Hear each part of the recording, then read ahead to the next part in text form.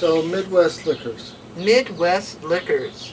Yes, to get our food, we had to go up our gravel road past the middle road to the highway. Woodvale, past Woodvale. Past Woodvale up to the highway. It was about a mile.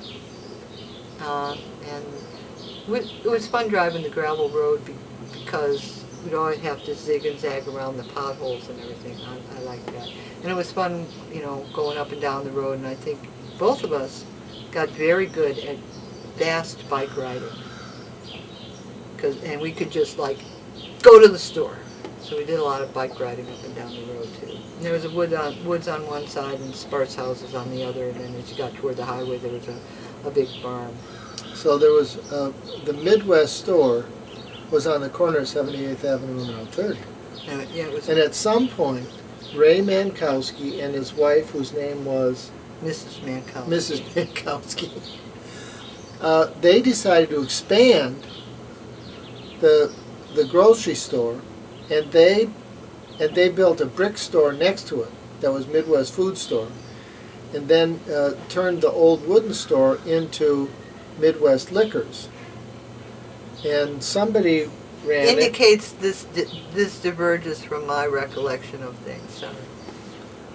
And so we had that store, and I can remember in the old store, the wooden store at the corner, that at one point we bought a walk-in cooler. Oh, the walk-in cooler. And I went along to go disassemble this walk-in cooler from some other store, and then we brought it back and put it into the old wooden store. And then at some point they added on to the grocery store, and so the end of the grocery store became Midwest Liquor Store, and there's my father, part-time proprietor of Midwest Liquor Store, standing in front of the new one. Midwest Package Liquor Store.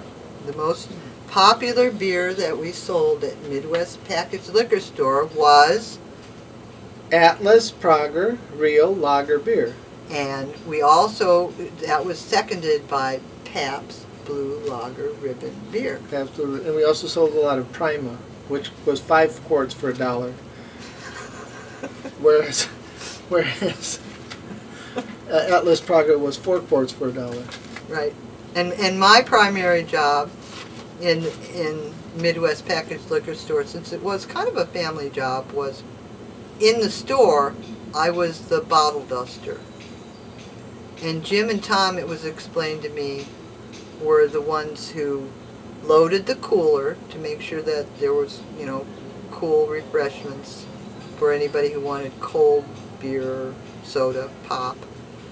And then the other thing that fell on my shoulders, since Dad worked shift work and Mom manned the store, was I was chief cook and bottle washer at home. So I was in charge of all the cleaning, laundry, food preparation, etc., etc. So that sort of really put a big dent in that carefree existence one calls childhood. Yeah, I also was responsible for taking out the empties, because we stored the empties across the driveway. Big whoop! I'm sorry. In John Tyler's metal building. That sounds like what is it they call grass cutters? Grass cutters. What did you used to do for Uncle Bud at Uncle Bud's company? I was just a summer employee. I was a maintenance third level. And basically you cut grass. Basically cut grass. Right.